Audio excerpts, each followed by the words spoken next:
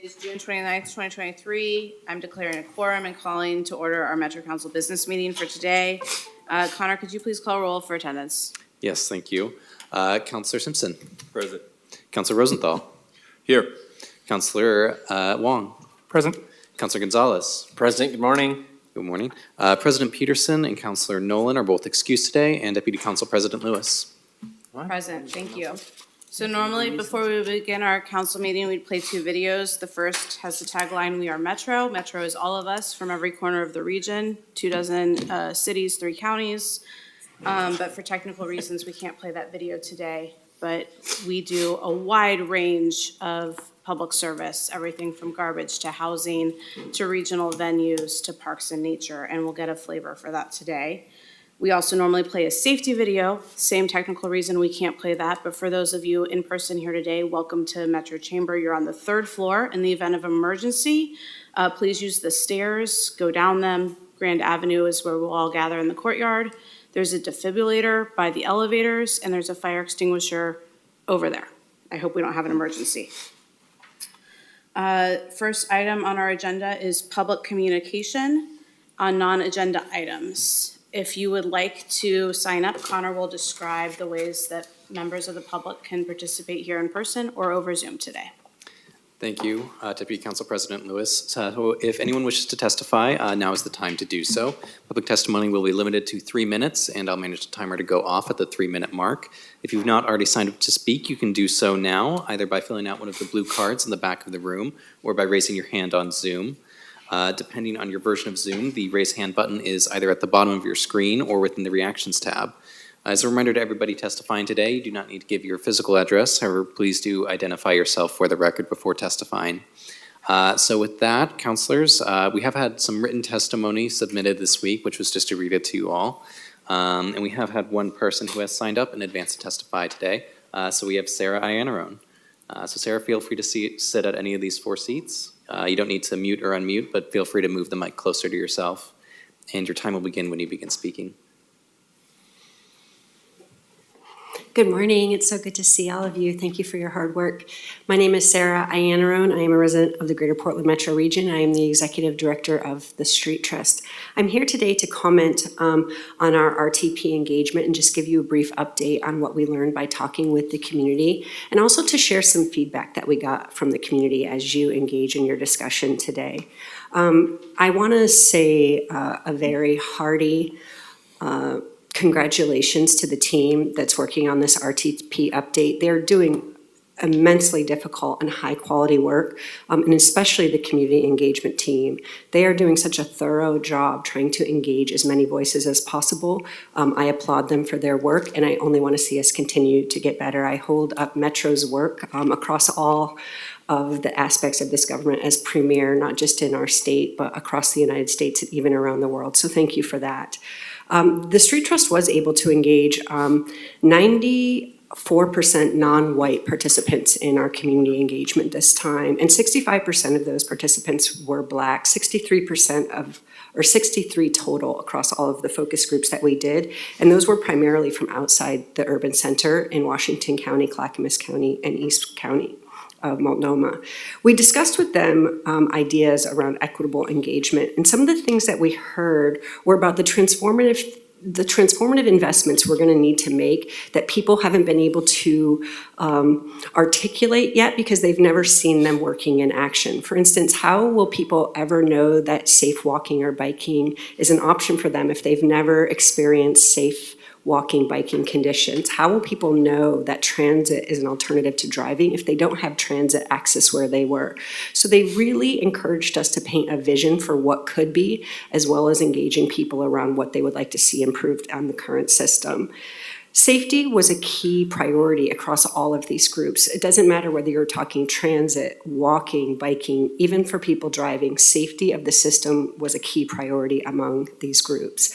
Also, thinking about the fact that the lack of options means people are forced into a single mode, whether it's automobile dependence, because that's the only thing they have, transit dependence, that's all they have. So this notion of multimodal is something that we need to carefully think through. I'm sorry about that.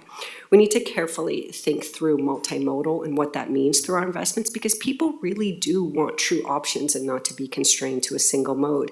Because where the networks break down, the trip breaks down. And so having access to different modes across different networks is key. And network completion is equally key. Two other things I want to talk about. I'm slowly running out of time. I hope you'll humor me, because I want to read something for you from one community member that we received verbatim. I'm not going to tell you who it was, but they are the leader of a Black-focused CBO in Washington County. They said, "We're not willing to engage in community engagement at this time. I don't believe that Metro informational listening sessions are the right approach for connecting with marginalized communities. Metro is wonderful and has invested in other ways, such as nature programming. However, as of late, we've been asked by multiple community organizations to hold space and get feedback from the Black community, many of which have been poorly attended. There's a lack of belonging and trust between marginalized communities and state-funded systems and programs, and it is rather exhausting to constantly be asked for time to hear from us, when usually true changes that reflect our feedback are not valued or seem heard and changes are not made. I do feel like Metro is truly committed to hearing and centering communities of color, but they need to move at the speed of trust. They cannot start with transactional approaches and expect much buy-in.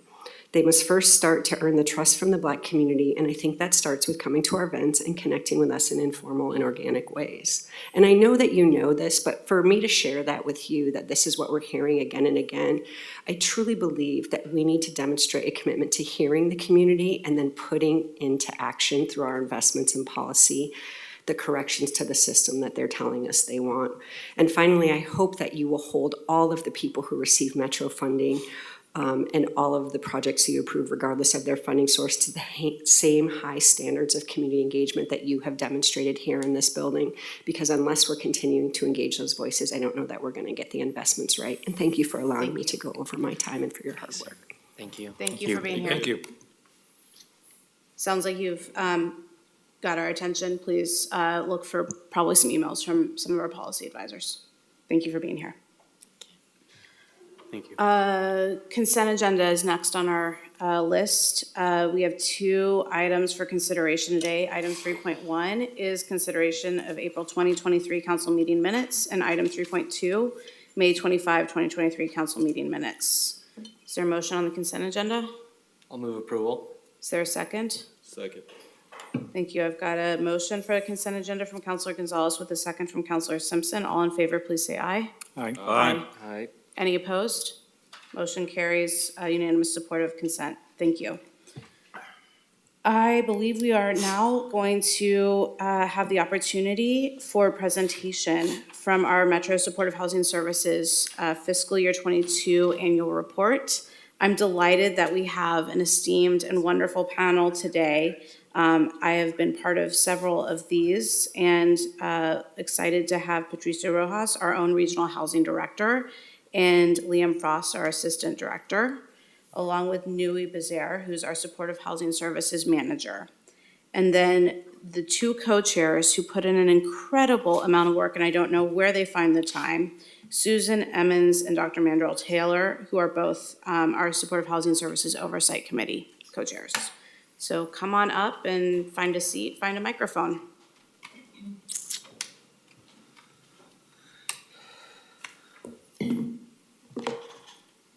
And colleagues, I think they're going to go into this, but this was intended to be the last of these presentations. Washington County needed to reschedule, but this is the third out of a series of 4, so the counties are getting these wrap-ups as well. Sweet. Okay, thank you so much. Good morning, Metro Council. My name is Patricia Rojas, Ayushi in her pronouns, and I am Metro's Housing Director. We are pleased to be here this morning with you, accompanied with our SHS Oversight Committee co-chairs and Housing Department SHS Manager Nui Bazaar. We are thrilled to bring to you the first ever annual regional report for supportive housing services. And I would like to take a moment to thank staff, the Oversight Committee, specifically, especially the co-chairs, our county partners, and the voters of the region who have all made this work possible. In 2020, the voters passed the largest per capita investment in our nation's history to address homelessness. Historic and contemporary racist housing policies, decades of federal disinvestments, increased cost of housing versus flat wages are just some of the reasons why our region's housing crisis is what it is. Additionally, a global pandemic has exacerbated this challenge, where thousands of people lost their jobs, our communities have been disrupted, and we are working hard to come back together and heal as a community.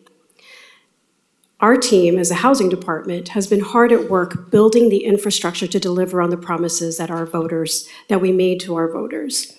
Some of those examples might be the formation of our oversight committee, as well as the formation of the Tri-County Planning Body. And with the Oversight Committee, we are very pleased to support their work, which has been evolving over time, starting with approvals of the local implementation plans and then supporting assuring that the counties are delivering on the promises of those plans. And we want to just take a moment to thank you as a council for investing in this department, to form this as a department, because we are bringing both the affordable housing bond as well as supportive housing services dollars together to deliver on promises of both, because both are required tools to address our housing crisis effectively. So again, I want to thank you all for inviting us to present today, and I'm going to pass it on to Susan Emmons, or actually to Dr. Taylor, to open us up. All right. So my name is Mandrill Taylor. I'm a clinical adult psychiatrist and a proud advocate of mental health and addiction recovery. I'm practicing over at Kaiser Permanente. And, as Patricia said, in May of 2020, our city embarked on a remarkable journey towards change and towards compassion with the supportive housing tax measure. It was passed. The county selected 15 highly qualified individuals to best ensure not only a process of transparency, but one also of accountability. Our city's seen a steady rise in individuals, families struggling to maintain stable housing, struggling to feel safe. So as a doctor, I can tell you the fear of safety, it leads to chronic stress. Chronic stress leads to depression, anxiety, headaches, chronic pain, addiction. It really is, it's all connected. So supportive housing is not just putting a roof over someone's head, it's creating an environment. It's an environment of healing, an environment of stability, an environment that creates opportunity for someone to thrive. So this program not only transforms the lives of those in need, it creates a potential to revitalize our city in ways that perhaps we couldn't even imagine. So it's been an honor to serve as a co-chair of this committee. And with that, let's start the presentation. Next slide. Okay, so the agenda. We will, discuss the supportive housing services as an overview, just to do a little level setting. We'll discuss the first year progresses and highlights and, maybe some challenges that we've had in this 10-year initiative. But we're going to end it with the our regional oversight committee recommendations. All right, next slide. So in the summer of 2020, after the measure was passed, Metro got to work and convened a community stakeholder group to develop a set of core values. Before you see that the result of that work are the core values, and while I won't read everything on this slide, I do want to draw attention to two things. Number one is leading with racial equity and towards racial justice. As I mentioned just a moment ago, we have historic and contemporary racist housing practices and policies that have brought us to this moment in time. And this is an opportunity also for us to address and, I will say, try to repair and do better for the future. So all of the local implementation plans incorporated a racial equity analysis. It included a gaps analysis, and fundamentally, all of the local implementation plans underscore the need to address the disparities in housing and homelessness in BIPOC communities as a key pathway to being able to address homelessness more broadly. We cannot address homelessness in the region without addressing the inequities that exist. The other piece that I wanted to highlight in this slide is transparent oversight and accountability. The Oversight Committee has met monthly, and actually a couple of times bi-monthly, but has consistently met and had key discussions before the public. And the Housing Department is committed to supporting this work and being as transparent as possible. We're excited with our current year's budget to be able to do more of that transparency in the future. Next slide, please. And it's important to ground ourselves in what this work is. The voters of the region passed a measure that yields $200 to $250 million per year in tax dollars. That was the projection. We anticipated from the beginning, given the nature of this tax, which is one of the most volatile types of tax structures that exist, that there would be fluctuations, particularly in the first several years. And we are seeing that. That said, our 10-year goals are to reduce the barriers to housing stability for all of our region, particularly to place 5,000 chronically homeless individuals into permanent supportive housing, and additionally to support an additional 10,000 households who are experiencing homelessness but not identified as chronically homeless, which we have folks in our community that identify this way, as well as helping folks keep their housing to begin with, because the best way to address this crisis is to prevent it from starting. Our work is well underway. There's progress being made across the region. We are making progress towards a regional structure. This looks different in every county. Every county was in a different place when we started and is still in a different place. But what this looks like is that, for example, now in Washington County, there are beds that are annual beds for shelter that did not exist before.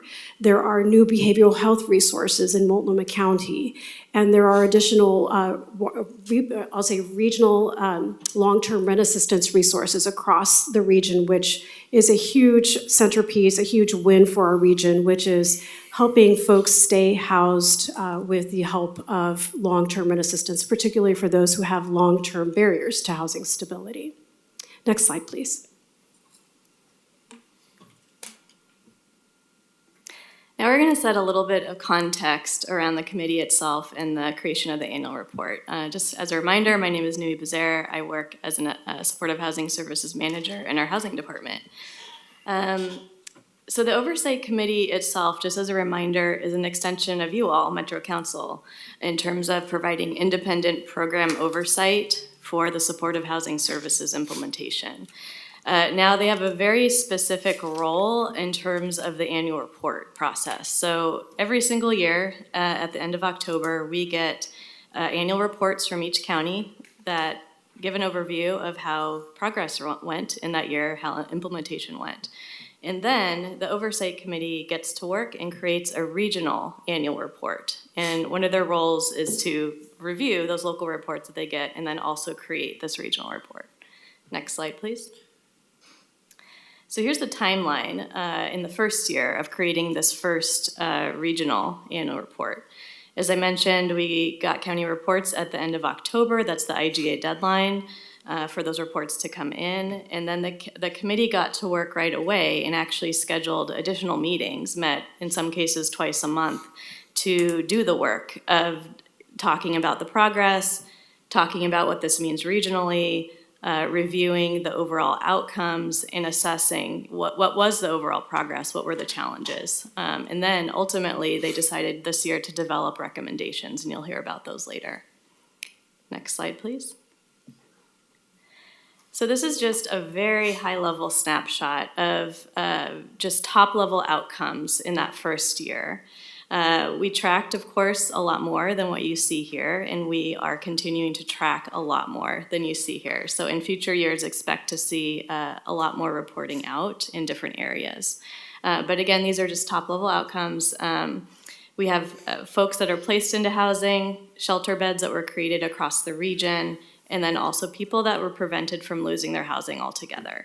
And in that particular area, I'll just highlight way overmet the goal of making sure that folks didn't lose their housing. This was due partially to some of the federal resources that came through because of ARPA. Those were leveraged for this, but I'll just say, serving over 9,000 people in eviction prevention is huge, and we know there's a huge need out there.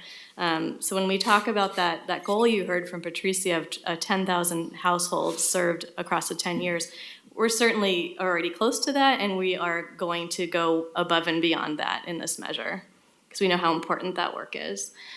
We also saw shelter bed goals be very close to being met across the region, and I'll just say many more beds came on thanks to other funding sources across the region. And of course, the housing placement was close as well across the region to meeting that goal. Next slide, please.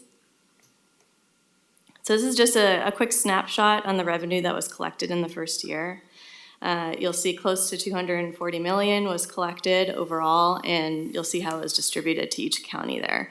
The important takeaway here, of course, is this is the first tax year. Ramp up was pretty slow in terms of collection, and then it shot up as expected around tax season when taxes were due. Next slide, please. Now we're going to go through some highlights, and I'll pass it on to Dr. Taylor. Thank you. So some of the key highlights. The Supportive Housing Services Funds, it really laid a strong foundation to deliver on the promises made to voters. And there were some challenges that happened with that, but ultimately we persevered through the pandemic, and which exacerbated the homelessness crisis. In doing so, counties and their partners advanced the measure's 10-year goals. They leveraged and integrated the Metro Affordable Housing Bond and really created some innovative approaches to programming. Next slide. Challenges, like I mentioned beforehand. Well, one of the challenges, the counties really were required to build not only new programs, but new systems to ensure the success of those programs. That continues to be a challenge, but the counties are continuing to explore different ways of trying to address it. Ramping up, that there's difficulty with that as well. And probably, in fact, the other ones that we had listed here about the difficulties in hiring and their spending issues and data reporting alignment, that also kind of speaks to these structural difficulties. We have a lot of, some antiquated, non-aligned systems that perhaps made sense at the time of its inception, but are now serving as some active barriers. But we'll get into that in a little bit. Next slide. All right, I'm going to take over. My name is Susan Emmons, and I'm one of the co-chairs. I use she, her pronouns. And just a little on my background, I'm retired, but for 31 years, from 1985 to 2016, I was the director of a nonprofit, Northwest Pilot Project. And I've been involved in housing and homeless issues in Portland, Multnomah County since 1978. So I'm excited and proud to be here today. As an oversight committee, we first started meeting in October of 2020, and we are a very diverse group. We have 5 representatives from each county, and we have elected officials who also meet with us. So initially, what we did in that first meeting was to get to know each other, to share values, and we found that we were very aligned on why did we apply to be on this committee? What did we hope to see out of this? What were our goals and our shared values? And learning our role, onboarding, and then in 2021, we reviewed, each county came forward with their local implementation plan, and we reviewed those plans and approved them, and then got prepared for the rollout, which began in July 2021. And so that brings us to our first annual report. We got quarterly reports, we saw the counties building their programs. So on December 5th, 2022, all 3 counties came to us and presented their annual report. And following that meeting, all of our Oversight Committee members received a survey we could respond to. And in that survey, we were asked to say what was most important to each of us in seeing an annual report. And then based on that survey, following in 2022, we had actually 2023. I'm losing track here. Yeah, 2023, this year, we had 2 meetings in January, 1 in February, where we went through a very exhaustive and deliberative process to come up with these recommendations that we're bringing to you today, and with the goal of reaching consensus, since we are a diverse group, and we did reach consensus on all of our recommendations. Next slide. So our first recommendation, and this came up as a theme all through our meetings in the first years, that again, we need a robust communication strategy and not to diminish anything that's already been done. At our meeting this Monday, we had a presentation from your comms group that's done some wonderful work, and they reviewed and showed us what they're putting up on the website. And each of the counties has done work, but as we've discussed in the meetings, and our colleagues, our friends, our families, people who are paying the tax and we're supportive of the measure, happy to pay the tax. But why do we see all these tents? Why do we still see people outside? What's happening? And so in response to that, again, we feel like we want the community to understand, because there's been amazing work done.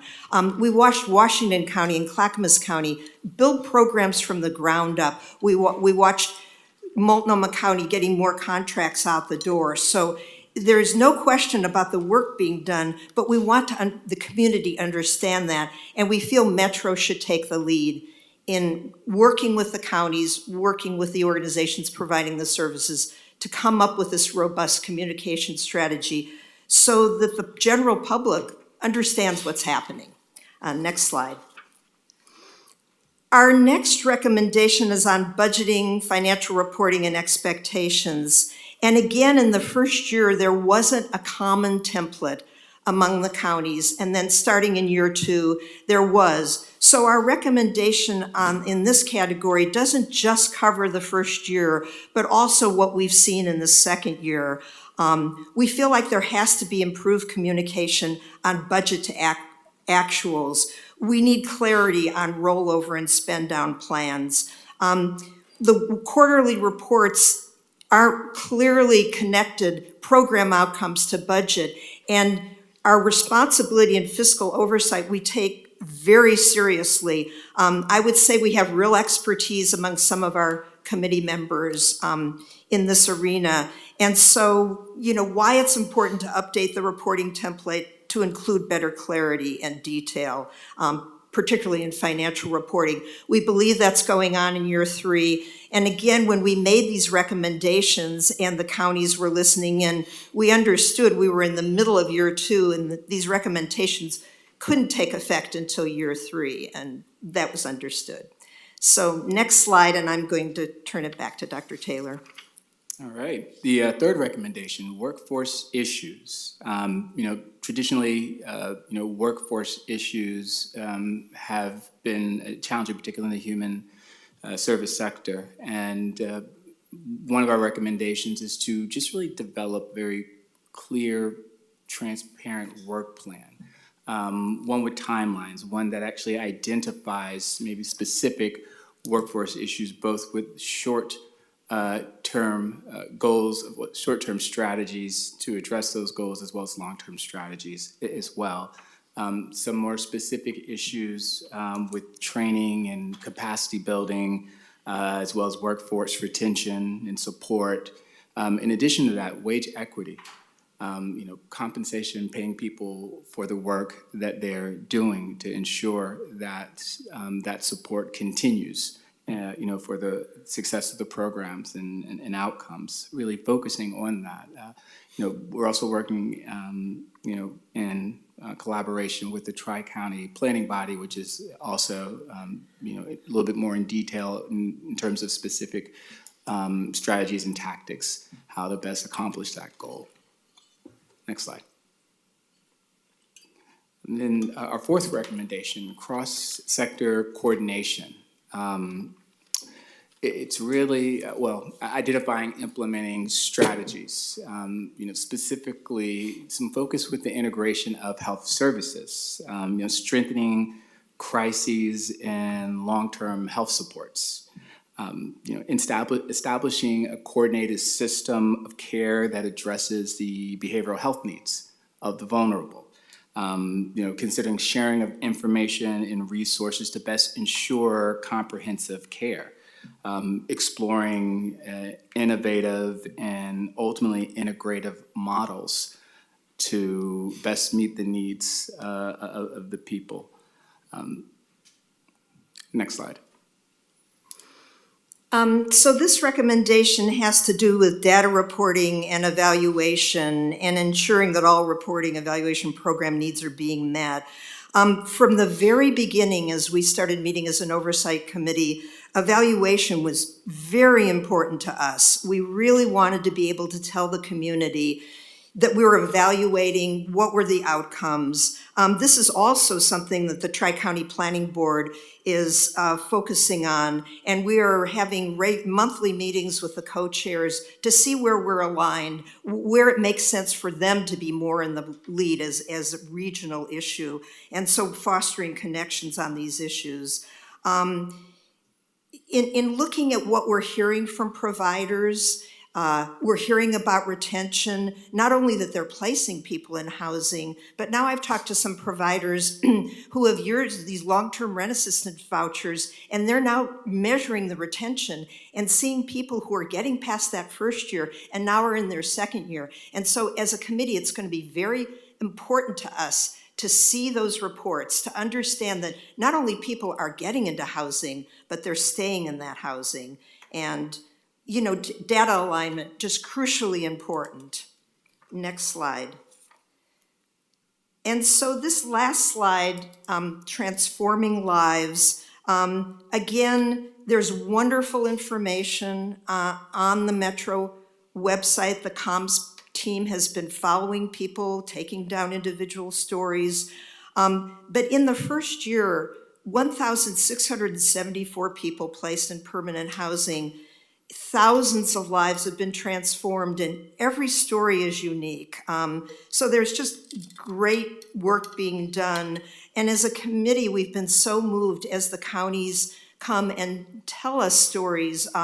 There was one story, Vahid Brown talked about how they knew someone had been using shelters and had been homeless, but they had never been able to move that man out of the shelter system into permanent housing, and this measure allowed them to do that. So this continuum of knowing people were already in your community, and I would say as a person who worked in Multnomah County for years, there were no programs in Clackamas County and Washington County, and so the people who were traditional in those counties but were homeless were referred to us in Multnomah County, and now that isn't happening. So, I mean, that's a success, and that's just a major, wonderful story to report. And I just wanted to end by thanking the Metro staff. It's been a joy to work with the people who are overseeing this program. They're very respectful to us, very professional. As co-chairs, they involve us in agenda planning.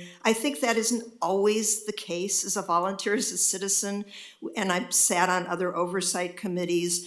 And I'm delighted that they're being allowed to improve and hire new people, because I felt from the very beginning they're very understaffed. And that was understandable as we rolled this out, but I'm glad that they're going to bring on more people, because there's a lot of work to be done. And then I just wanted to end by mentioning a woman. I live in Northwest Portland. I've lived in rental housing all my life. I live in an apartment all my adult life. And there was a woman who was known in our neighborhood. She'd been outside for a number of years, and she was housed through this measure. And I've talked to her many times when she's been panhandling out in front of Fred Meyer, no longer doing that. She's in housing. And she shared with me a quote that she'd written down from Maya Angelou that really moved me, that I'd never heard. But the quote is, "The ache for home lives in all of us, the safe place where we can go as we are and not be questioned." And she said, "I have that now." So that's the end of our presentation, and we're open to questions. Thank you so much. Thank you, team. Thank you, Dr. Taylor. Thank you, Susan. Your wisdom, your outside perspective, your knowledge, both technical and lived, is so valuable to us. Colleagues, if you have a question, we've got the real experts in front of us. We'll start with Councilor Wong. Oh, great. Thank you, Deputy President Lewis, and thank you to the staff and our co-chairs for this report and all the thoughtfulness that went into it. I really am encouraged and hopeful for recommendations that you provided. And I guess my question would be to Patricia and maybe our COO's office is, what would it take to make these actionable as recommendations?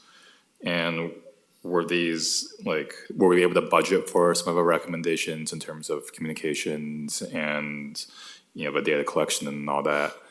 And then, I guess, what is the interplay between these recommendations and planning recommendations that might come from the Tri-County Planning Committee? So I guess there's just a lot of moving pieces, and I like the recommendations. I want to make sure they're progressing, and I'm not really clear what those steps might be and what council might do to be supportive.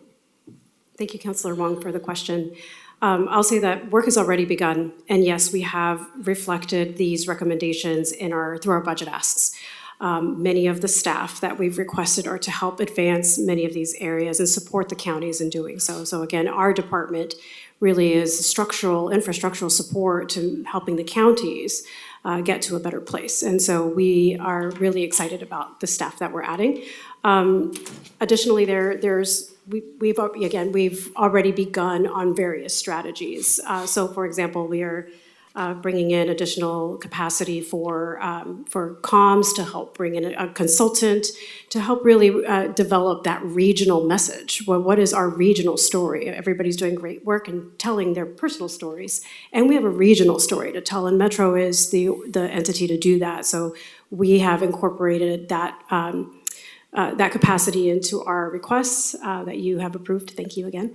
Another example of where the work is happening is in the recommendations for reporting structures. So we've been making improvements to those reporting structures as the committee has voiced them. And so really these recommendations are an important opportunity for you as council to reflect back, yes, we do see the value in these and how can we support you? And we will be coming back to the committee on a regular basis to update on the progress on all of the recommendations, as we will with you, should you support all of the recommendations. And then the latter part of your question about how do these connect with the Tri-County Planning Body. So the Tri-County Planning Body is responsible for developing a regional plan that takes I'll just say the bones, which are each county's initiative and work, and connecting into a regional system. It is the connective tissue for this work. And what I found very fascinating, and I welcome comments from everybody else at the table here, is that there's a lot of alignment between what we're hearing in the Oversight Committee and what is being raised and has been raised through the Tri-County Planning Body as goals and priorities. Workforce, supporting capacity in organizations as examples of areas that the two align. So I first of all, the co-chairs of all of the committees, including the Affordable Housing Bond, meet now on a regular basis because this work is all interconnected. These are not separate efforts. They are related. And the Tri-County Planning Body will be moving forward many of the initiatives that the Oversight Committee has raised. And I'll just say the work doesn't stop there. There is work that's happening in those same areas at the staff level, at the programmatic level, areas that the Oversight Committee may ask us to move in that are not necessarily incorporated into those plans at the Tri-County Planning Body. That said, all of the work has to see each other and all of the bodies have to communicate with each other. And that is what we as staff are building that structural support for, is to make sure that those bodies of work are communicating and kind of just having that situational awareness of what the work is. So I'll just say that they are the oversight committee is oversight proper, really ensuring that we are being transparent about the work that's happening, being good stewards of fiscal dollars, while the Tri-County Planning Body is more policy in nature. So, but those two intersect. So I hope that Yeah, answers your question a little Thank you for bit. that clarification. Well, it's good to see that there's strong coordination between the various bodies, and hopefully we'll be able to move the dial. You know, I think just in following up on the recommendation 3 for workforce issues, I think that's just such a critical piece. And I see that the recommendation is to develop a work plan and timelines for capacity building and provider compensation. I think those are just so critical, and I'm wondering, I mean, like, I know we need the work plan, but like, how do we attach more urgency about it? Like, I don't think this recommendation should just be, let's make a plan, but like, I want to see action, and like, how might we get to that action, and in what time period? Because it could take a year to make a work plan, or, Right. yeah, like, Yeah, I appreciate that shared sense of urgency. And I'll say that there are efforts underway to address some short-term, like near-term opportunities, like what can we do right now while we're actually building out a longer-term answer and a solution to some of the challenges that we're facing. So as staff, we'll be happy to come back to you and share more on timelines and get more specific on that. But I did want to share that there is work happening to address these areas even in the moment. So happy to come back and share more about a specific timeline. okay, look forward to that. Thank you. And Susan, would you like to channel your remarks on Monday directing the agenda for the July meeting? That might be a good answer to, we've seen these problems and we're ready to get real. Yeah, I mean, I think, yes, I mean, we've struggled with some issues with the counties. Well, we hear from providers. Many of us, you know, have providers coming to us and say that they're waiting 60, 90, 120 days longer for reimbursement. And what we heard from one of the counties is, well, we have new emerging nonprofits and they're not putting in their invoices correctly, so we go back and forth, back and forth. But to us, that's understandable. Well, let's do some technical assistance and let's do some training and make sure they understand. And I think that's going to happen. I think that's built into the budget for this year 3. But we also have long-standing organizations, the organization I directed that's contracted with Multnomah County for years. And when I hear that organizations are having to go into their money market account to meet payroll because Multnomah County is 6 months behind in reimbursing an invoice, well, that's not workable and it's not sustainable. And then that director goes to their board. They have a board of directors that meets monthly that reviews the fiscal, and she has to explain that. And, you know, we don't want business people, and they're great people, and I think they supported the measure, probably some of them are paying it, but we don't want them to get the idea that this is dysfunctional, and then they repeat that. So that has to be fixed. And so at the July meeting, we are going to ask counties to come back and say, some things need to be changed in your structure, and how are you going to change them and when? And, you know, to frame it carefully, because we play a dual role. I mean, we're so thrilled by what they are doing. We want to be the cheerleaders for this. Some of us would like to be part of a speakers bureau if that ever becomes part of the communication plan. But we hold this tension but we're also an oversight committee, and we have a responsibility to the community and, you know, to the people who voted this in to say that we're playing that role. So we hold that intention, and we have, I would say, more in this second year, we've really kind of grown into that role. Does that answer that? Yeah. Absolutely, thank you. Yeah. I just felt like that was the other side of the coin from what staff can say. So thank you for that urgency. I think the idea is things need to change. Some things need to be corrected. Some things are going really well, and some things aren't. And we want to know the timeline. And so I think we're on it. You know, I almost felt like I was too aggressive on Monday, but people said I wasn't, because I really understand the difficulty that probably people in the county are facing. And maybe it's something in their fiscal department, maybe it's outmoded methods, But the whole idea of the supportive housing services money is it's a local money. It's flexible. We're not restrained by federal or state. And we're not sure that all the counties have made that pivot to understand that, we can treat this money differently, and we should be. That was the whole notion of it. Okay, that brings a lot more confidence. Thank you. Councilor Rosenthal, next question. Thank you, Chair Lewis. Yeah, first of all, I want to thank very much to the co-chairs of the committee for coming and making this presentation. You've been doing a lot of work, a great deal of effort has gone into what you're doing, and I think I appreciate your perceptions as well as your assiduousness in following the goals and outlines. I think it's great. It's hard not to get emotional about the progress we're making, but also to be cautious because it's such a complex process, and it's a complex process that we've had to invent as we've gone along. And I think that I have two questions. One is speculative and one is more practical. And because I'm out there and I talk to the city councils and so forth, what more can we be doing to keep people informed about the fact that everybody would like to have homelessness go away right now. And we realize that it's much more complicated than that. It takes months sometimes just to get people to stabilize enough to stay in a home, as you know. What more can we do to educate the people as to the complexity of the process and sort of to be hopeful as well as not overly impatient? I mean, is there more that we can do? And you mentioned something about some speakers bureaus or something like that. That's one question. And then the other question I have is more speculative, and maybe you can weigh in. As you know, I mean, we're trying to change one portion of the system, which is the homelessness. But racial or minority group disparities are built into the system widely, whether it's housing or carceral problems or health problems or behavioral health problems. Are we making inroads into changing these larger systems around us through our efforts? I'd like to respond to the first part of your question. I feel like the general community doesn't understand that this problem that we have in our community has been decades in the making. I moved to Portland from Chicago in 1965 to attend Lewis and Clark College, and I always began my talks by saying, we did not have a homeless problem in 1965.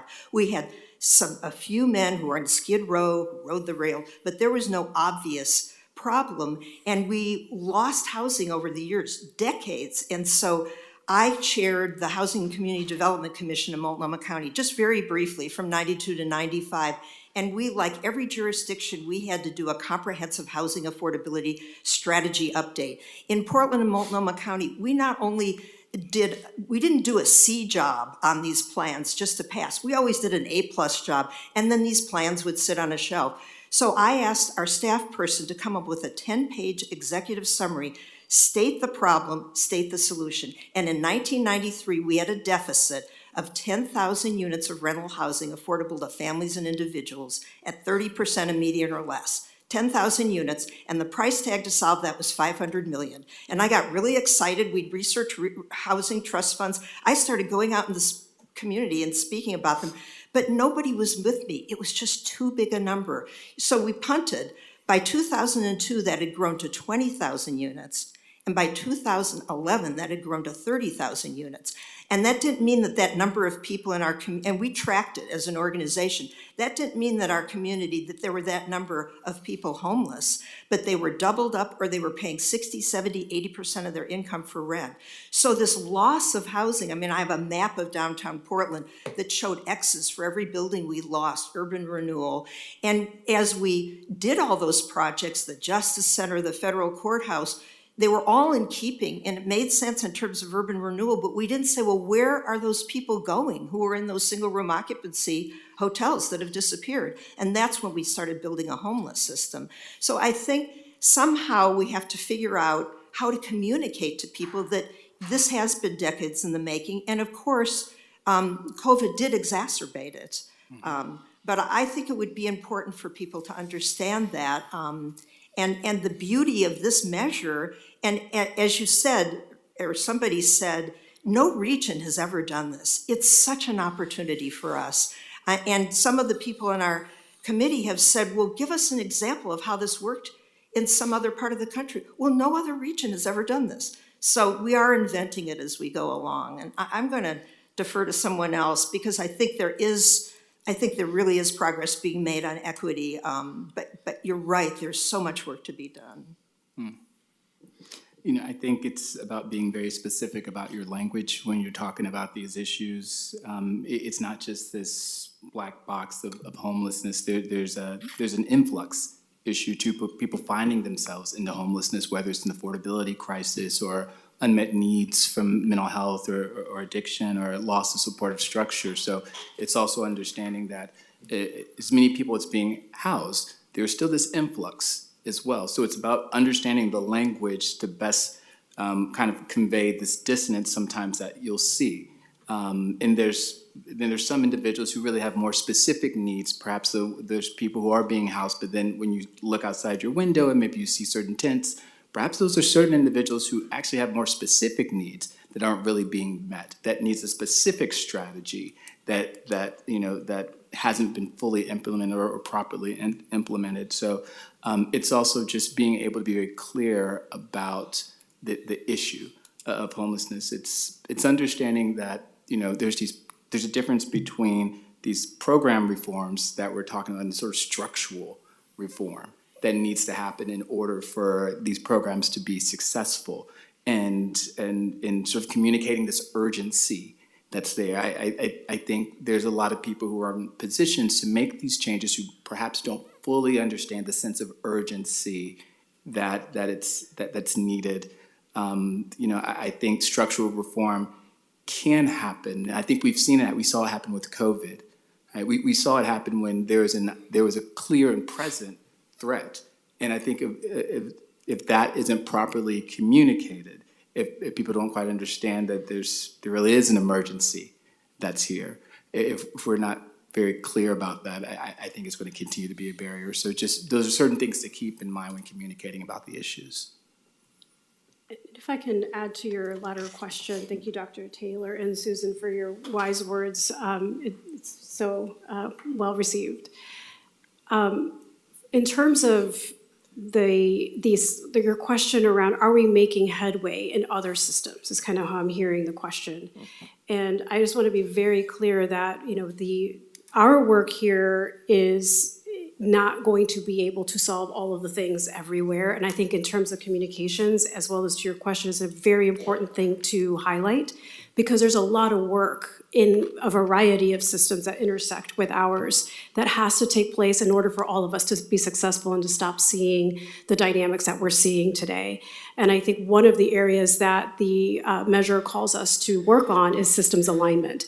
And that is where I do think we have an opportunity to make more headway. We are really excited about the Medicaid waiver. And our team has been leading conversations with counties, with HealthShare, with now OHA, and others in this work to identify how we're going to integrate these two resources. But it's more than the resources. It's about being person-centered. It's about understanding that we need to be responsive to the needs of individuals, deconstruct silos. But I think to your question, there are some pathways that are presented to us to be able to make that headway. And we need a lot more advocacy from the outside, from different angles at the state and a variety of levels, to be able to actually change some of the system barriers that we see in the health system, in the justice system, and in a variety of systems that impact the work that we do. Thank you. I just want to say, I'll use a coastal analogy. I think the challenge is not just to create a sandcastle on the beach, but to create a sandcastle on the beach that stays there after the next tide, that really changes the system.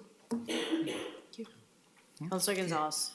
Thanks, Deputy President Lewis. First and foremost, really excited that this kind of point in time is here for us to talk about the annual report, the progress. I mean, we've been building this plane as kind of it's in the air, and trying to learn as much as we can, and kind of we're a bit of a fuel stop right now, and then we're taking off again. It's kind of how I'm feeling.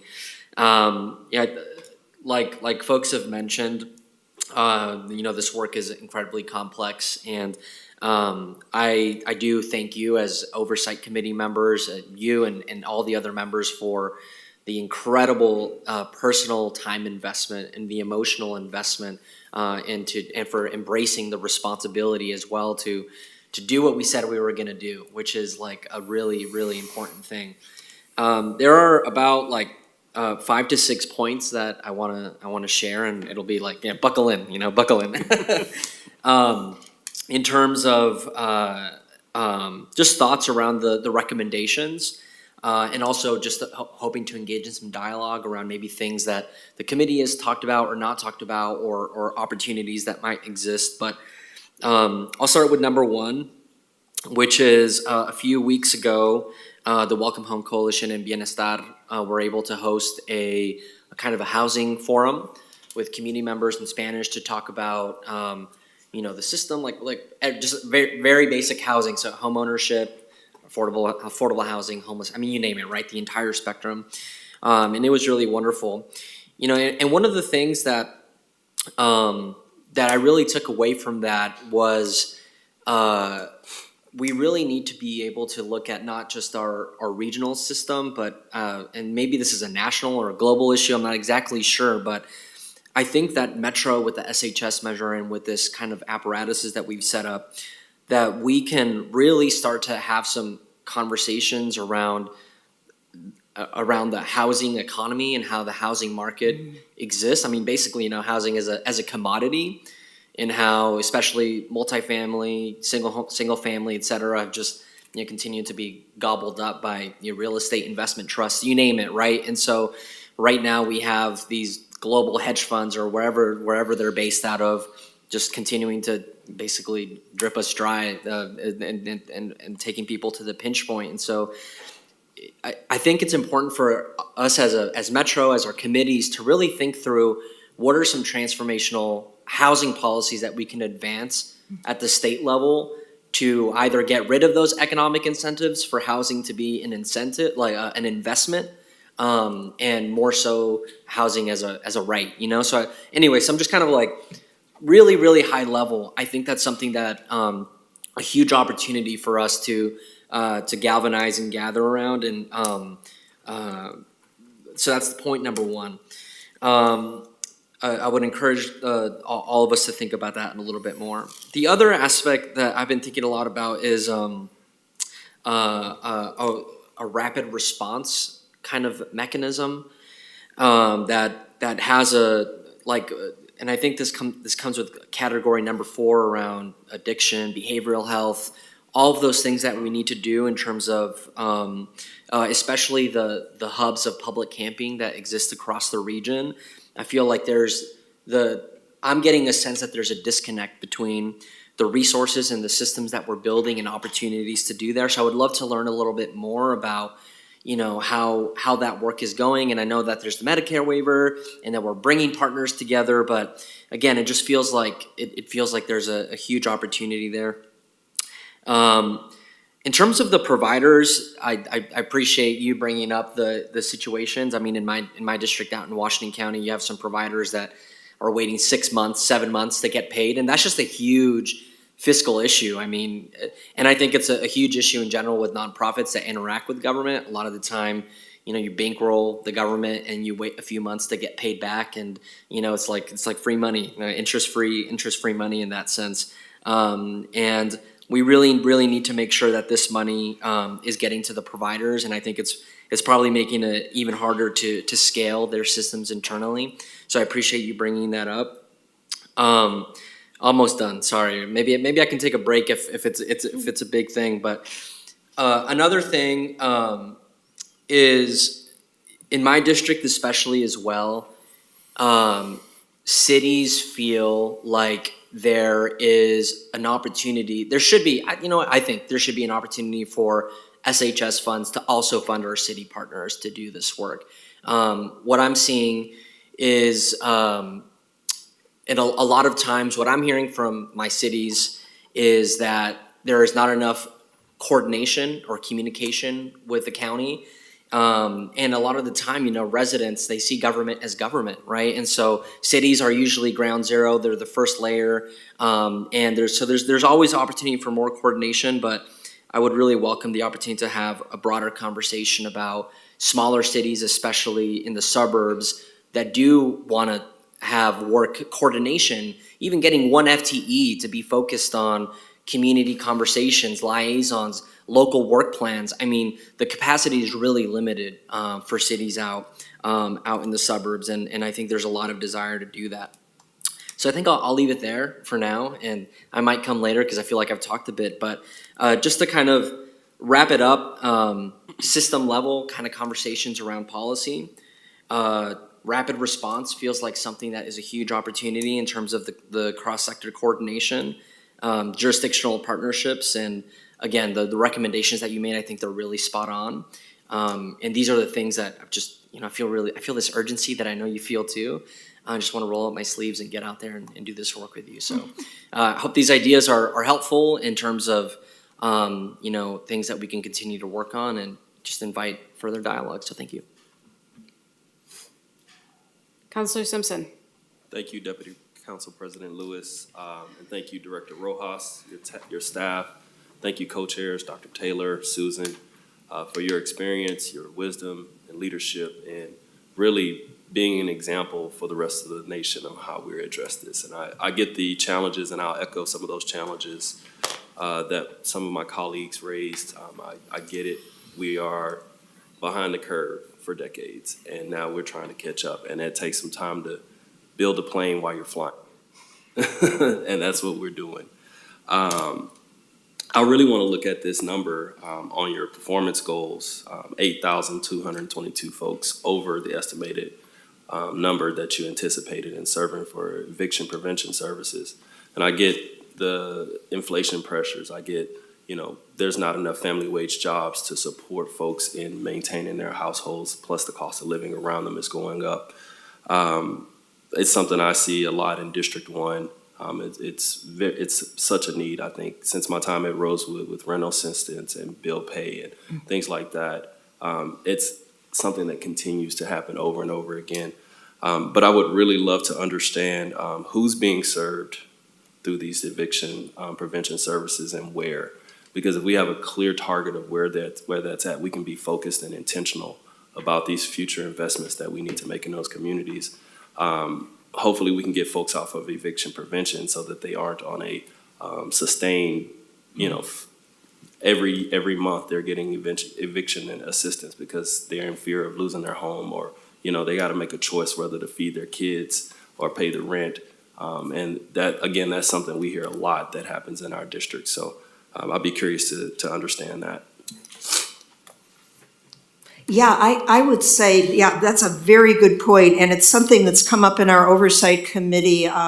Dan Fowler, representing Clackamas County, said he wants to understand that better, and what's the system, and do we have a system for intervening when people are at eviction court? I would say in Multnomah County, the organizations that have done long-term services have eviction prevention programs, and I think one thing that people are finding now with SHS money, as somebody comes to them and says, I have an eviction notice, can you help me? And yes, there are funds, but looking at that household and saying, is this sustainable for you?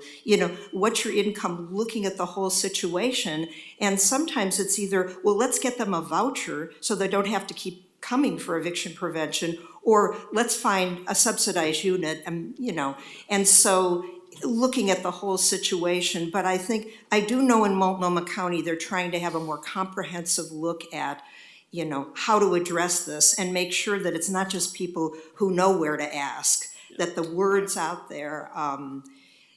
But, it's a very good point. And so I think we have some foundational programs and then some that are emerging. But we have the money to address it. There's a lot of money here. So how do we do that? Right. Yeah.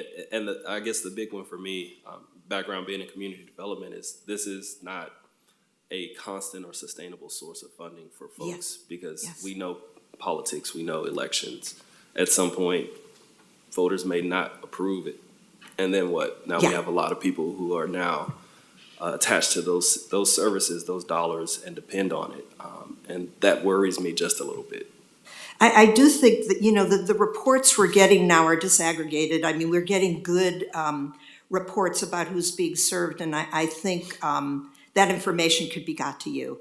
about who are the people, what's their race and ethnicity, and are they families, are they individuals, are they couples, and where are they living? Absolutely. Thank you so much, Susan. I want to thank everybody here, staff. Y'all are 2 of, 15, soon to be 22. Everybody in the department deserves a hearty round of applause for getting us to the point where not only do we know what's going on in each of the 3 counties, but what it actually means with a regional report. And I look forward to future years, obviously with some more intentionality about making sure we're in alignment with the reporting, so we're getting this in real time. So the opportunity to have this oversight committee continue to challenge us to do better, continue to challenge counties to do better, and service delivery providers to keep up the good work. We value you all so much. Thank you. And I look forward personally to seeing you all very soon. Thank you. Thank you for having us. Yeah. Thank you. Thank you. Thank you. So I'm gonna move us forward in our agenda, because we've got a busy day, y'all. We are gonna move on to Resolution 235342 for the purpose of approving our initial round of funding for the Nature and Neighborhoods Capital Grants. Since 2007, our capital grant program have played a pivotal role in bringing park providers, schools, and community organizations together to envision and realize community-based nature projects. These grants have helped to bring to life so many great projects across the region. For agencies and nonprofit organizations that receive grants, the money is often critical to meeting community desires for high-quality parks and natural areas, and for connecting more people, particularly historically disadvantaged populations, to nature. If but for our dollars, our region wouldn't be what it is in terms of a gem for access to nature. As we designed the 2019 Parks and Nature Bond, our council was intentional about wanting to continue the promise of this program with a focus on emphasizing community engagement, racial equity, and climate resilience as we work to improve water quality and fish and wildlife habitat and support climate resiliency. We're doing this all at the community scale, making sure that neighborhood by neighborhood in every corner of the region, we have access to nature. So I'm so glad to be able to consider this first round that the committee is bringing forward to us. And for our presentation today, John Blasher, Parks and Nature Department Director, will be joined by Krista Gardner, our Program Manager for the Nature and Neighborhood Capital Grants, as well as Gabe Schoschlips, who's from Friends of China Creek. Is Gabe virtual? Yes, thank you, Deputy Council President Lewis and councilors. For the record, John Blasher, him, his pronouns, Parks and Nature Director, joined by Krista Gardner. We're very excited to be here with you today and believe, we have Gabe Schoschlips that should be joining virtually and we'll offer some thoughts as well. So we have, there's the slides. It was pointed out I'm wearing a tie today, which means I'm coming to ask you for funding, but not for me. It's on behalf of our community members, so I have dressed up extra nice and hope that you all will take some of these community recommendations to fund some of these really amazing projects. And we have 7 projects before you. We go to the next slide, please. So thanks again for having us here today, and we have a brief presentation that'll allow you all an opportunity to give some direction on potential awards to these projects that'll be before you, and hopefully we'll be able to then successfully execute those funding agreements with them. Before we get into those, I just wanted to take a moment to remind us of where we've come on this project, on this program. It's one of 6 in the Parks and Nature Bonds that was passed by the region voters in 2019. Thanks to council leadership and staff and partners of parks providers and community organizations across the region, proud to say that you all recently approved projects from the Large Scale Community Visions program in May. Our land acquisition program continues to move forward with 3 new acquisitions over the past 2 months. We also are working closely with to finalize IGAs with Portland Parks, Wilsonville, and Forest Grove, and that's 7 projects for $15 million that we should be able to get those IGAs signed soon. Also, we continue to work on the regional trails IGAs for those projects that were awarded, and you all have updated the regional trails system plan map just last week. Also on the Nature Neighborhoods Community Choice Grants, which is a subset of this program, we've received 118 community projects, ideas, and have held several community design workshops, and we'll have more coming up to distill these down into 50 specific projects. So a lot of exciting work happening. We also continue to do our work on the outcomes to really help define not just the inputs and outputs of these bond dollars, but what are those outcomes and impacts of these different programs that we have. And you heard recently also from our oversight committee chairs about our second year of the annual report. So lots of great stuff, and with that, excited to pass it over to Krista here a little bit more about these capital grants. Hello, for the record, I'm Krista Gardner, Program Manager for the Nature Neighborhoods Capital Grants. And next slide, please. The Nature Neighborhoods Capital Grants Program provides up to $40 million in grants funding community-led projects that protect and improve water quality, fish and wildlife habitat, support climate resiliency, and increase people's experience of nature at a community scale. This grant program, as you'll see through the recommended projects, is really designed to engage community groups, nonprofit organizations, parks providers, environmental organizations, and others in neighborhood projects that build partnerships around meeting local needs. There are two pieces of this program. One is the Nature and Neighborhoods Capital Grants Program that you have before you in the resolution exhibit and staff report, which will award $2.7 million this year across the metro area. These are for 3-year grants that were available from $100,000 to $1 million. The Grant Review Committee members, selected through an open recruitment process, review those applications and make recommendations to council. Committee members are committed to Metro's Parks and Nature mission and supporting opportunities for communities of color and other historically marginalized groups to design and build access to nature for their communities.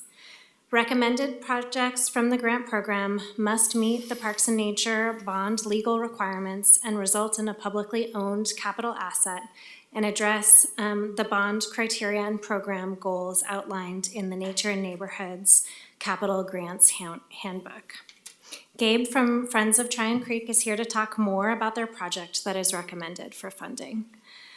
The second component of this program is what's called the Nature and Neighborhoods Capital Grants Pilot, or Community Choice Grants, which will use a community-centered process to create meaningful opportunities. And this year, it's for a pilot of $2 million in capital investments in District 4 of Washington County.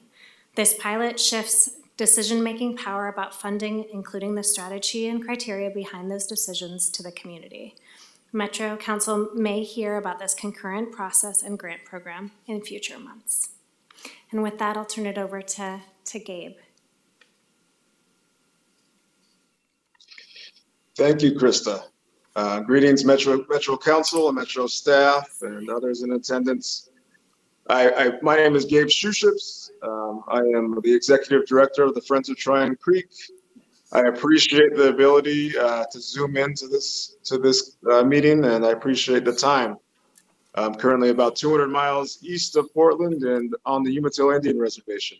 I hope you can hear me okay. Please let me know if you can't.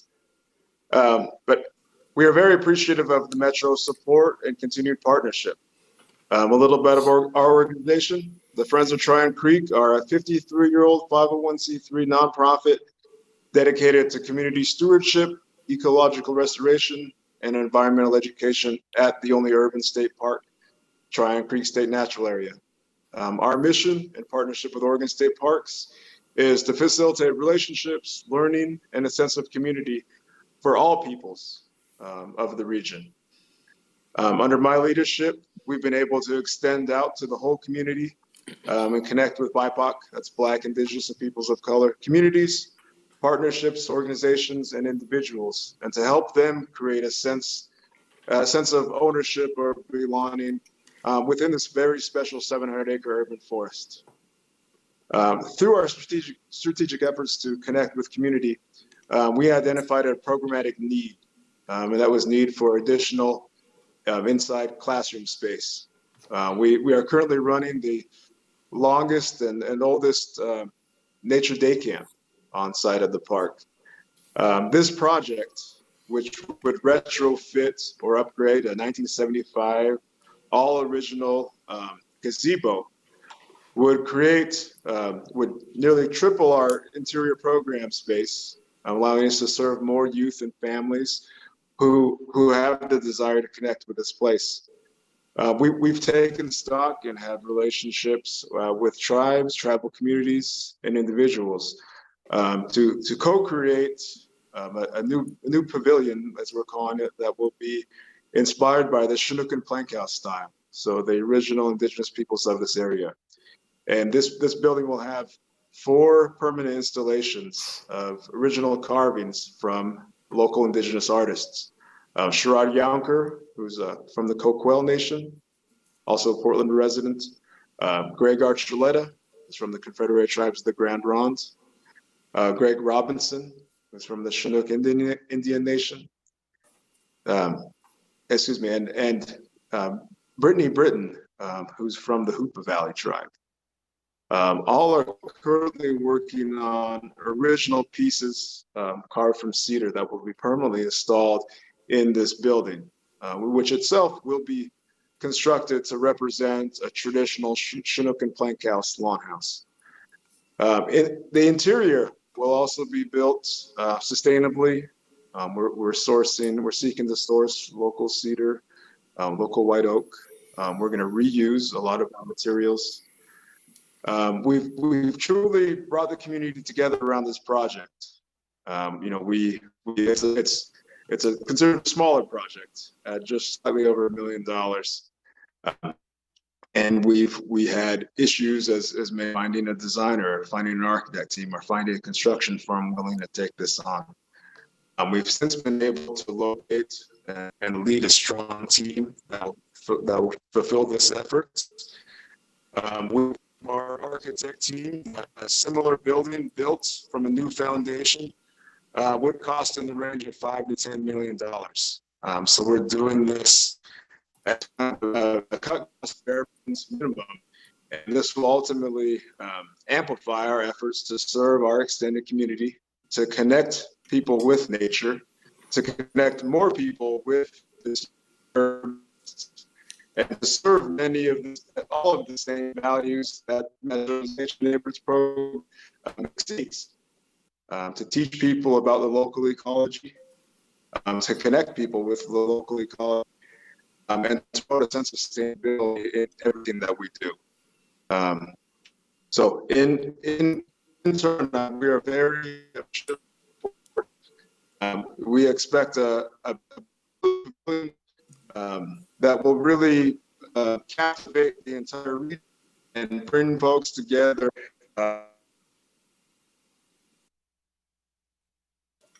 Gabe, we are losing you, and if you could maybe try turning off your video. Yeah,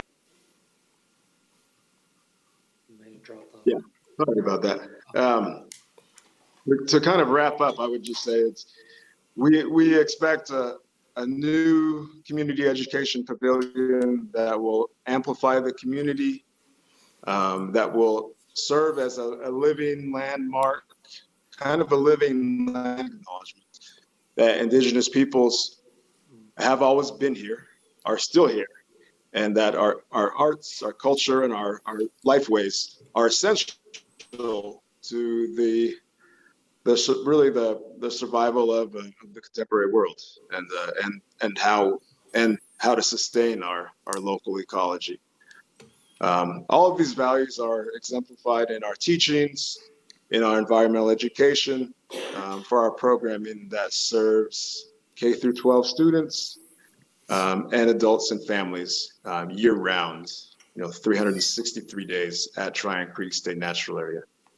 And through the building of this education pavilion, we'll also be able to amplify our existing Tryon Ecological Adventures Camp, which is a new camp, a 2-year-old program that is entirely free of charge for all youth participants, where we're able to provide backpacks, lunches, water bottles, and transportation support really to get people out and promote a new sense of belonging and relationship with communities that have traditionally been underserved or marginalized. We are working to make Tryon Creek State Natural Area a place that is enjoyed and sustained by the local community, but is also positioned to serve the greater Tri-County area, also areas that Metro supports. So with that, I appreciate everybody's time and patience and support with the technical difficulties. And just want to, on behalf of the Friends of Tryon Creek and all of our partners and board members and staff, extend utmost thanks for the support that will bring us into being able to fulfill this project. This grant is roughly 1/3 of the overall cost. And we will extend upon groundbreaking construction. We would love to see everybody at our first open house projected for early 2024. So we'll be in touch. Thank you. Thank you, Gabe.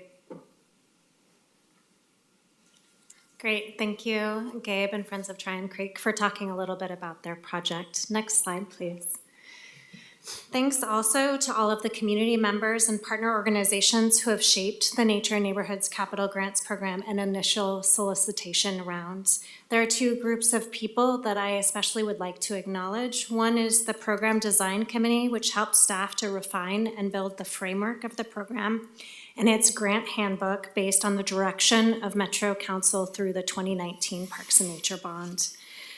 I'd also like to thank the Capital Grants Review Committee, who met twice in spring of 2023 to review 16 pre-applications totaling over $6 million in funding requests, and ultimately is recommending the following 7 projects for grant funding that are before you in exhibit to resolution number 235342. And with us today in the audience is Chip Stringer, who is part of that review committee. Next slide, please. I'll just go over quickly the projects that are recommended for funding. One is the Back 5 Garden Expansion for Leach Garden with partnerships of Wisdom of the Elder, the Blue Prompt Foundation, David Douglas High School, ACO, which is African Youth Community Organization, Johnson Creek Watershed Council, and the National Society for Black Engineers. Next slide, please. Another is the Three Creeks Restoration Project. And we have in our audience today a member of the Clackamas Water Environmental Services who partnered with North Clackamas Watersheds Council, North Clackamas Parks and Recreation District. Next slide, please. Another is the one that you just heard Gabe discuss, which is the Future Generations at Tryon Creek for Friends of Tryon Creek in partnership with Oregon State Parks, Cultural Lifeways Community. Next slide, please. Another is for connecting more people to nature by improving accessibility in education and gathering spaces at Hoyt Arboretum. This is to Hoyt Arboretum Friends in partnership with Portland Parks and Recreation, Henneberry Eddy Architects, and Colas Construction. Next slide, please. Another is for the Milwaukee Neighborhood Park Development to the City of Milwaukee in partnership with Equity Steering Committee, Parks and Recreation Board, FACT Oregon, Boys and Girls Clubs of the Portland metropolitan area. Next slide, please. And finally, recommended for partial funding is Gresham Civic Hub, and in our audience today we have members of TriMet and their partners with the Multnomah County Library, City of Gresham, and the Native American Rehabilitation Association, or NARA. Next slide, please. And finally, funding for Hillside Park to the Housing Authority of Clackamas County with partners to Related Northwest and Northwest Housing Alternatives. Next slide, please. Thank you so much for your consideration of these recommendations from the Review Committee for the 2023 Nature and Neighborhoods Capital Grants Awards. Thank you. Thank you to the staff here for presentation. Thank you, Chips, for being here on behalf of that robust volunteer group. coming forward, I guess, for two parts of a review process, both design and grant project review. Do we have any questions? Councilor Gonzalez. Awesome. Well, thank you so much, John, Krista, and everyone that has supported this. I think the process shows that with what we're working with today, excellent projects that I think reflect so many of the goals that the council has set and that the parks team has set. I see the kind of the connection of parks and communities, an intersection with housing and transportation, also some really good science-based work. So I just really want to give you kudos and to the parks team for just giving us something to feel really proud of, honestly, and can't wait for these investments to make a difference. Thank you. Any other questions? Counselor. Yeah, thank you, Deputy President, and thank you to the staff and all the volunteers on our committees. I think this is a great project list. I am wondering, in the kind of goals and objectives, how contracting and workforce kind of was considered. And I heard you say in some of the projects that there is construction firms that are owned by communities or folks of color, and like, are we able to support kind of more workforce equity, through these investments? And like, why did some have the construction, firm listed as a partner and others did not, when they all have, capital components to them?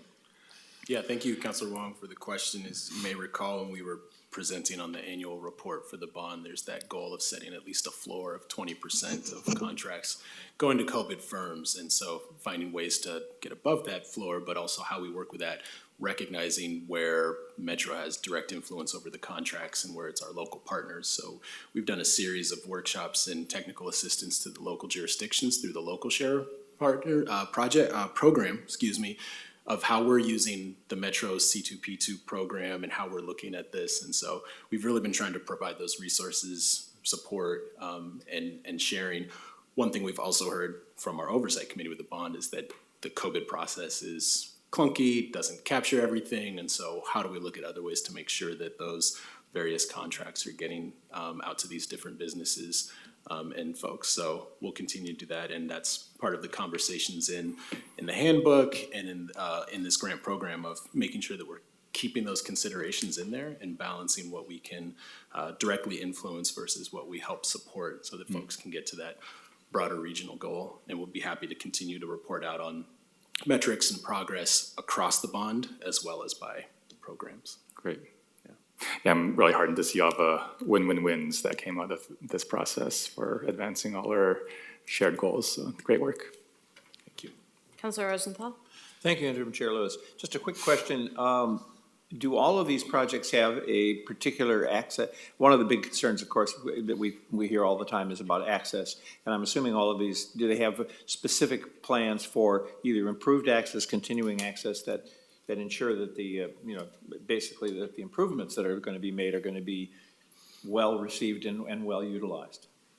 Yeah, I can let Krista speak to some of the specifics on each project, because we also hear a blend of folks also wanting to make sure that habitat is preserved for habitat's sake. And so this program really is focused in that nature in neighborhoods component. So we expect to see a lot more of these that are going to be closer to home in neighborhoods, generally more accessible, or improving those opportunities. At the same time, some of them end up being further looking out, where it's trying to do some acquisition for, maybe decades in the future. But Krista, I don't know if you want to speak to how that component is considered. Yeah, so each one of these projects is required to be publicly owned, and part of that public ownership is public accessibility of the projects. And so as you can see through the project list, there's a variety of ways folks do that in their projects. Some of them are like the Friends of Tryon Creek is an education pavilion, and so that has quite a bit of access. Other projects are courtyards, and so those have public access as part of those courtyards. Other projects are more focused on restoration, and so the access is more focused, for example, bringing school groups out, bringing volunteers out, and access in that manner. So it's very project specific, but yes, all of the projects must be publicly owned and have some component of public accessibility. Thank you.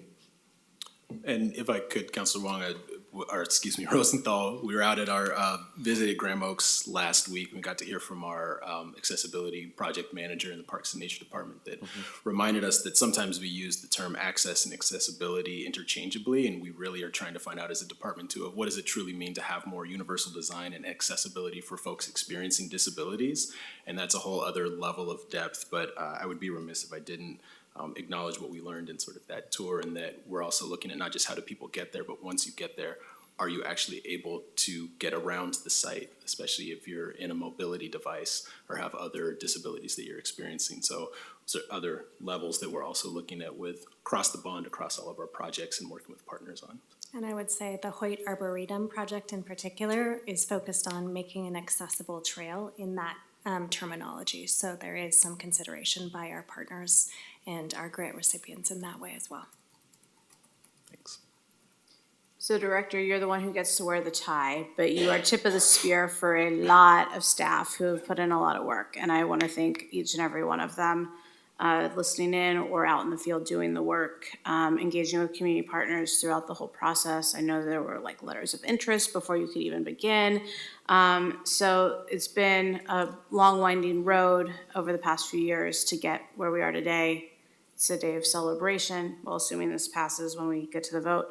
But just wanted to ask that you convey our thanks to the staff who've engaged and leaned in hard to get this to us today. Thank you very much. Will do. With that, fellow councilors, a reminder that we are looking at Resolution 235342 for the purpose of approving initial round of funding for Nature and Neighborhoods Capital.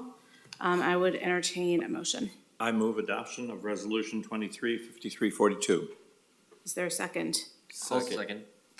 Oh, I don't know. I'll give it to Counselor Simpson. Okay, thank you. Moved by Counselor Rosenthal, second by Counselor Simpson. Any further discussion?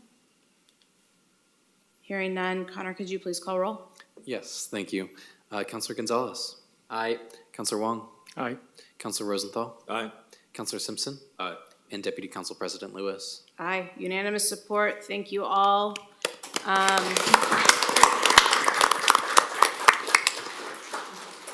Not to shortchange the really critical discussion we're about to have, but I believe there's some celebrating to be done at the end of the hall. So y'all can go warm up. We're gonna finish RTP. But cheers and don't wait for us. Thank you very much. So next agenda item, 5.2, is Resolution 235343 for the purpose of releasing the draft 2023 Regional Transportation Plan and Project List for public review and policy discussion. We've been doing this for nearly a year and a half. We have engaged on what the process was going to be, the roadmap for the literal roadmap. And we are engaging communities about what is important. And we are now ready to release the draft Regional Transportation Plan and the High Capacity Transit Strategy for public review. Earlier this month, under Councilor Gonzalez's leadership, JPAC recommended that we release this in time for July comment period. This milestone reflects the culmination of extensive community engagement, policy discussion at JPAC and Council, and analysis by our really wonderful technical team. Staff are here today to provide a brief overview, and our action and next steps will be described, but we have a resolution in front of us. So leading the presentation, Kim Ellis, our Principal Transportation Planner, and our Planning Manager, Tom Claster. Thank you, Deputy President Lewis and members of the council. I'm going to just hand it off to Kim here really to just give a very brief overview of the draft 2023 Regional Transportation Plan and then we're here to help any questions you may have today. Great, thank you. Next slide, please. For the record, I'm Kim Ellis. I'm the project manager for the Regional Transportation Plan update, and I use she, her pronouns. As Deputy President Lewis said, today we are here to request your approval of the resolution. I just want to be clear that the resolution is not adopting the plan, it's not adopting policies, it's not adopting projects, that it's releasing the draft plan and all of those pieces for further review and policy discussion this summer and into the fall. We'll be coming back to you this fall for your action on the full plan, including the high-capacity transit strategy. Next slide. The exhibits to the resolution, there's 3 of them. The first exhibit is the draft regional transportation plan, so it's 8 chapters, glossary. We're still working on pieces of it. The comment period won't start until July 10th, but the bulk of the plan is included in your packet today as that Exhibit A. Exhibit B is the draft project list, so this reflects investment priorities that were submitted by our jurisdictional partners and transportation agencies this winter, representing project priorities that were identified through local, regional, and state planning processes with opportunities for public comment. And then Exhibit C is the draft high-capacity transit strategy that you and JPACT and others, the Joint Policy Advisory Committee on Transportation, have been working on over the past year as well to update our vision and strategy for expanding high-capacity transit, particularly rapid bus, throughout the region. Next slide. I want to acknowledge the extensive engagement that Deputy President Lewis just highlighted that we've been doing throughout the process, and our work is not done. This upcoming comment period is going to continue to build on the very deep and meaningful engagement that we have done to engage communities individually, as well as our jurisdictional partners, state agencies, federal agencies, and all of the many community-based organizations that we've been partnering with this spring as well to get feedback on the draft projects that are currently in the plan. We will continue to engage through the comment period, and I'll describe that a little bit more, but this has been to your leadership in setting out the work plan and engagement plan that was adopted a little over a year ago. We have really connected with a lot of people, and we have more people, more voices to continue to bring into the process as we work to finalize the plan this year. Next slide. Throughout all of that engagement, these themes have risen to the top. Safety continues to be the top concern, particularly of communities all across the region, not just the increase in traffic deaths and fatal and serious injury crashes, but also personal safety using the transportation system. We also are hearing very strongly recognition of the importance of addressing climate change. The region is experiencing the effects of climate change. Marginalized communities are experiencing the effects of climate change, and there's a desire to get ahead more on reducing emissions. Maintaining the transportation system continues to be a priority. Also investing more in transit all across the region, particularly in areas that are not currently served well by transit, and ensuring that people who are walking and rolling have access to transit, to other transportation modes, but also the places that they need to go within their communities continues to be a priority. Next slide. Building on this engagement and the feedback that we've been hearing, and also the many workshop discussions that Council and the Joint Policy Advisory Committee on Transportation had, the draft plan has new policies related to pricing and mobility that will move forward to the future, also resilience. There's also updated maps and information identifying areas of priority for investing in safety and equity, and also transit. We also have updated other policies that are more minor in nature throughout the chapter. These changes really reflect the community engagement feedback that we've been hearing, but also, as I said, the discussions that Council and JPAC have been having to guide development of the plan. Next slide. The project lists that were submitted by our jurisdictional partners identify more than $73 billion worth of investments in the near term and long term, so through the year 2045. This map that's shown on the slide is an illustrative map. The circles are sized according to the cost of the project.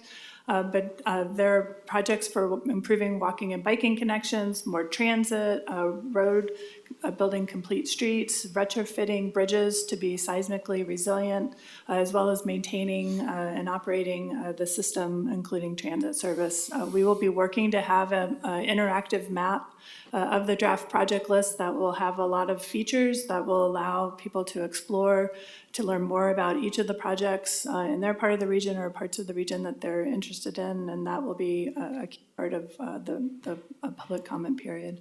Next slide. We did hear, so I highlighted what we were hearing around through community engagement. We also did an evaluation of the draft project list that is included in the plan. And as we have previously reported, we are seeing mixed progress in meeting the goals of the plan. That we do make a lot of progress in certain areas, but we are falling short, particularly on safety, but also there's more work that we could be doing on advancing equity, mobility, and the economy. We do, through our analysis, show that we will meet our state-mandated greenhouse gas reduction targets for climate change. But again, there is a desire to continue to do more faster to reduce greenhouse gas emissions in the face of the climate emergency that we are facing. Next slide. So as a result of that, as we're going into this public comment period, we expect to hear many of the same themes that I highlighted from our previous engagement. We also have identified opportunities to further advance the RTP goals as part of this public review period and encourage additional feedback from the community, from the public on how this plan and project list can do that. And some examples of the ways that the project list could be updated in response to what we've been hearing and what we learned from our evaluation is really looking at the projects more to reprioritize, potentially shift the timing of projects so that we're implementing more safety projects earlier, more climate projects earlier, focusing on those high injury corridors, equity focus areas, and completing key gaps in the system. There's also opportunity for projects that are not specific to make them more specific to specific urban arterials, not just a bucket of projects, for example, that are addressing safety, but being explicit about where those projects are happening to address identified safety issues. This has been shared with our project partners, and again, we do expect to continue to receive feedback from the public on potential opportunities to improve the projects in the plan as we go through the process. Next slide. So the upcoming comment period is for 45 days. It'll open on July 10th and close on August 25th. We will be working over the next a week and a half to have a project website updated, to have all of the materials posted. We'll have an online survey. There will also be an online comment form. Public and other interested parties are able to submit comments via the survey, that online comment form, but also more traditional means through email, letters, also phone. We have a phone voicemail. There will be a public hearing scheduled before the Metro Council on July 27th, and then discussions will continue of the council, but also of the Metro technical and policy advisory committees. We will be continuing to work with Metro's tribal liaison to schedule consultation with tribes. We will also be holding consultation meetings with federal, state, regional, and natural resource agencies. And then we are also working to schedule briefings and discussions of the county level coordinating committees that we have been engaging throughout the process.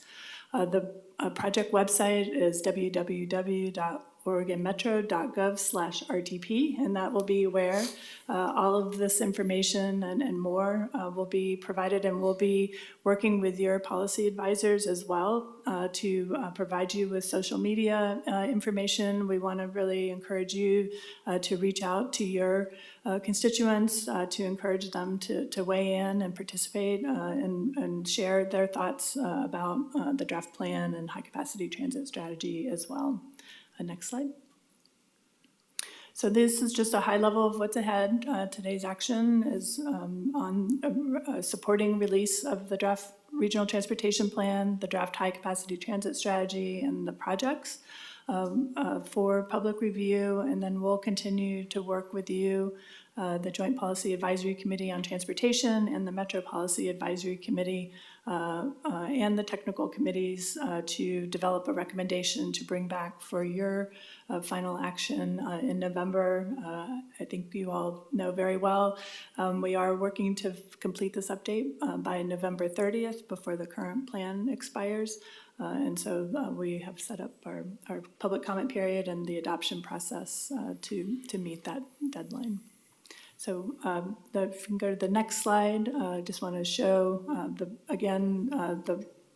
project web address is oregonmetro.gov/RTP, and that will have all of the information for the public comment period. And with that, I will turn it over to you for questions and discussion. Well, thank you so much. It is a lot. I think with the inclusion of the draft, that makes this the longest packet we've had of the year at council. And I know that we'll have a longer one this late November. So you kept me up late last night. Colleagues, any questions? Some of us have seen this before. Yeah, just a comment. Yeah. All right, great. Thanks, Deputy President Lewis. Yeah, we like was just mentioned, we've seen this a few times now. Great presentation. I think the process has been rigorous and expansive, and a lot of conversations with a lot of different groups and stakeholders. And I mean, y'all are just the best. So I appreciate your hard work, and excited to see what feedback we get from the community in this really important phase of review. And importantly, as we approach eventual adoption later this year, really hope that we're able to not only strive towards the goals, but really set a plan and implementation plan to get those goals with this RTP. So anyway, I think this is a really important step, and I'm just very happy with your work, and I want to thank you and all the transportation staff also that showed up to support over here on the wings. I see you guys too. So yeah, thank you. Back to you, Councilor Lewis. Sure, thank you so much. I'll echo the thanks to staff. I think at this point we have a really comprehensive document that at least puts the four corners of everything we want to talk about in this RTP. I think a fine-tipped red pen will be used probably in August, September, October to really land the exact language in places where community is going to, hopefully bring us some better and new ideas. But we are at the place of needing to move this along. We absolutely need to have this finished by December 6th. Heard loud and clear earlier from our public testimony that we need to look at relationships that move at the speed of trust. But we have to keep that in balance with our relationship with the federal government and keeping that pipeline open as there's more federal funds available than in my lifetime. So I look forward to finding ways that we can both continue to move this down the field, but also rely really heavily on our community engagement team to not let this just be an open survey where we hope and cross our fingers that people will want to show up. With that, there is a resolution almost always with these presentations, we just get to talk, but today we've got to vote. Anybody interested in making a motion on resolution 235343 for the purpose of releasing a draft RTP 2023 and the public review period? So moved. Is there a second? Seconded. Wonderful. Have a motion from Counselor Simpson, a second from Counselor Gonzalez. Any further discussion? Connor, could you please call the roll? Yes, thank you. Counselor Wong. Aye. Counselor Simpson. Aye. Counselor Gonzalez. Aye. And Deputy Council President Lewis. Aye. Passes with unanimous support. Thank you all. Thank you. Thank you. Look forward to seeing what happens in the next couple weeks as you get that website up and everything gets moving. With that, Andrew Scott, our Deputy Chief Operating Officer, is here for COO communication today. Thank you, President Lewis. Just an update today that I want to give about the Expo Future team. So as a little bit of a quick reminder and background, Metro Council and MERC unanimously approved two objectives for the Expo Futures project. The first objective being that Metro will recognize the Expo Center's Hall A as a site of national historic significance and meaningfully memorialize the site's history of forced displacement during World War II and the Vanport floods, as well as the site's pre-colonial history and importance to Indigenous peoples. And the second objective is to leverage Oregon's status as an international powerhouse in the sport and outdoor industry and pivot Expo's future redevelopment as a community-centric destination venue that prioritizes amateur, professional, and recreational sports. In terms of updates with regards to that second objective, our submittal deadline for the Expo Future Sports Feasibility RFP is closing on July 11th, and we expect to have a really good selection of qualified candidates. Once a firm is chosen for that work, we anticipate the study itself will be commencing in early September.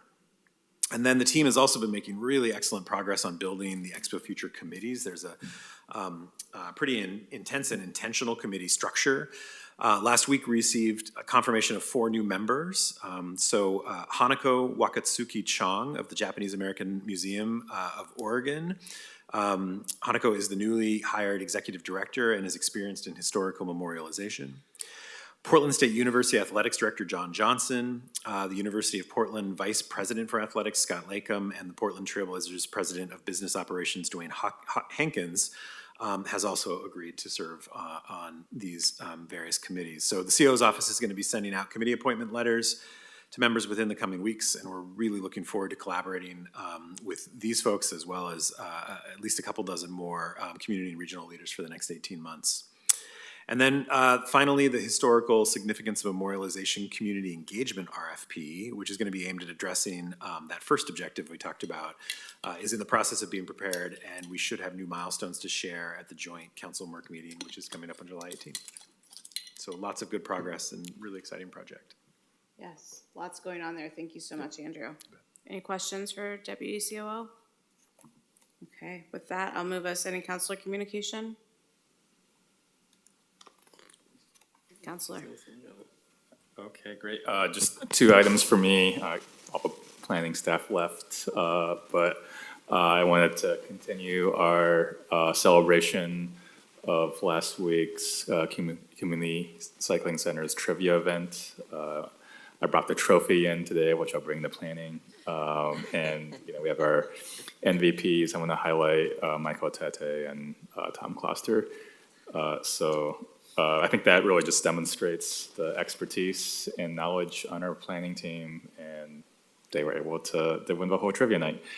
Yesterday was also MPAC. We had discussion around our community placemaking grants program that comes out again soon. We had a great visitor with Chisao Hauta to talk about the work at Expo and the placemaking grant that they were awarded to continue that work. A lot of conversation around how to get more submissions from Clackamas County, but overall people are really excited about the program. We had a TOD strategic plan update, and then we also had a urban growth management discussion around middle housing. Fantastic. Yep. Thank you. Thanks for that impact report. I do have one. Yes, Counselor. Sorry. Thank you, Deputy Council President Lewis. This afternoon at 4:30 to 6:30 at the Rockwood Market Hall, we'll be doing a roundtable with the Port of Portland to focus on economic development in East County. Opening it up to my colleagues to make sure you all have a voice and are at least an ear in that room to understand some of the challenges, but some of the good things that's happening out in East County and how we can work together to have a solid strategic framework on how we get that work done. So.